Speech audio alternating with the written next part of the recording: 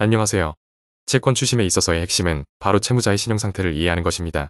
아무리 재산이 많다고 해도 채무가 산더미처럼 쌓여 있다면 그 재산은 큰 의미가 없습니다. 특히 사업을 했던 채무자라면 국세 체납이 흔히 발생할 가능성이 크죠. 채권 추심을 성공적으로 진행하려면 채무자에 대한 다양한 정보 수집이 필수적이며 그중 가장 중요한 것이 바로 신용조사입니다. 물론 사기꾼들과 같은 예외 경우도 존재합니다. 사기꾼들은 일반적으로 금융거래를 꺼리며 그래서 은행 이용이 드뭅니다. 그런데 왜 그럴까요?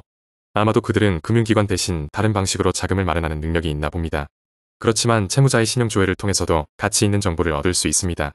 예를 들어 체크카드 발급 내역만 봐도 반응이 나오죠. 왜 최근 들어 갑자기 체크카드를 많이 만들었을까요?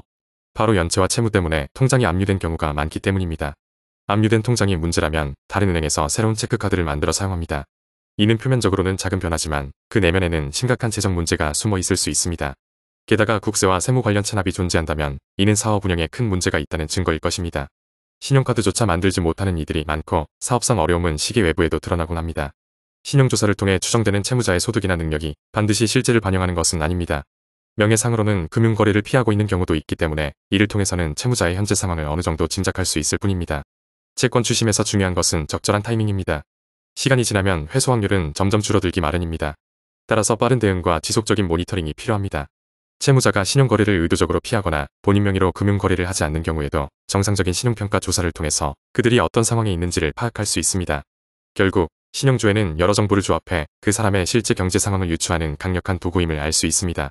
더 궁금한 점이나 도움이 필요하다면 언제든지 문의주세요. 감사합니다.